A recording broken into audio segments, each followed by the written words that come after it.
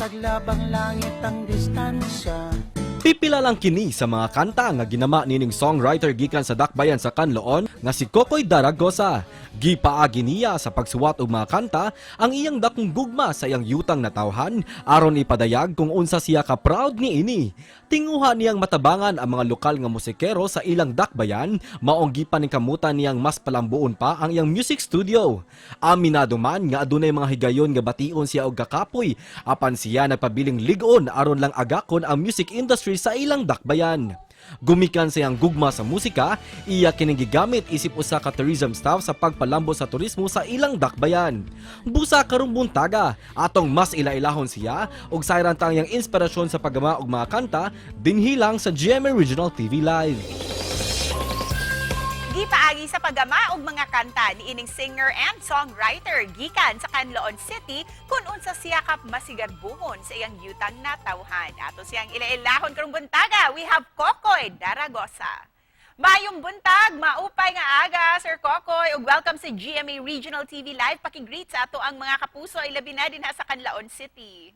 Mayong buntag sa atong mga kapusong Bisaya ug maupay nga aga sa atong mga waray nga mga listener dinha sa tibuok Kabisayaan. So, BSSL mayong buntag sad. Sir, sa way paglangay to brighten up our morning, mangayo mi og sample song gikan kanimo nga ikaw mismo ang nag-compose. Ampo lang, iampo nato ang tanan. Iampo lang sa kahitasan.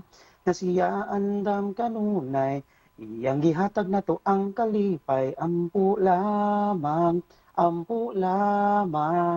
Guys, salamat, Sir Kokoy. Sir, nganong katong nga kanta imong napili nga idalit sa ato ang mga kapuso karong buntaga? Doon na ba kini significance para kanimo? Yes. Yes, May Cecil, dako kani sa nga garbo na ko nga kanta or significance ako nga kanta kay kani sa nga kanta ako ni siyang gihimo during sa pandemic nga gitagaan nag-hook ang mga tawo nga murag ang mensahe sa kanta akong ipaabot sa mga tawo nga dili kita mo anong pag-asa ampo ra gyud ta sa Ginoo. Okay, nahisgutan naman nato ang musika, sir. Kanusa ka nagsugod sa pagkahilig sa music? Kung malayo man tangguhan, bisag labang langit ang distansya. I think pag grade 5 man siguro nako kay akong lolo usa sa mga iconic ang mga ga-serve sa simbahan dito sa among baryo sa Barangay Lumapaw. So dito ko nagpuyo niya and then pagka grade 5 na ako, akong gitudluan o musical instruments ka aron maka-serve ko sa simbahan. So that was the start of my music career. That was the start of my music life from grade 5 until now. Sir, unsay maingon nimo nga most memorable accomplishment nimo sa imong music career sud na sa taas nga katuigan?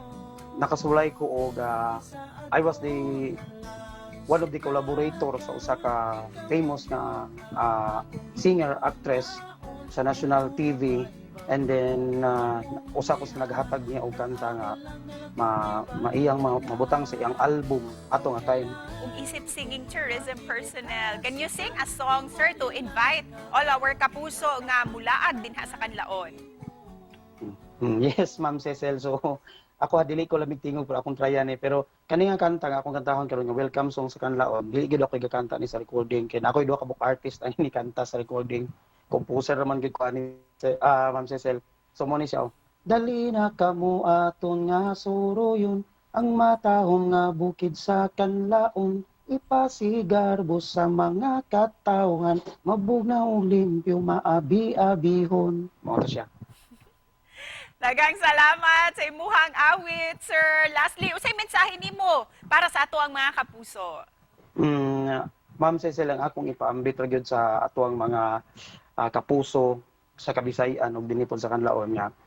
Like for example, unahon ako sa when it comes to music, kanang usahay mo daghang mga musicians nga ganahan lang mo give up.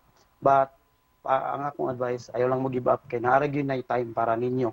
Naara gyud na time para nato. Naara gyud na time nga mo abot gyud nga dili pa siguro karon pero unya pohon maabot ra gyud na. And then about sa mga tao sa Canlaon kung sa may mga problema nato sa atong kinabuhi dili ra gyud ta mo give up kay ang tanan na ay panahon ug naay oras para natong tanan dili pa karon but unya pohon Ma'am Cecil.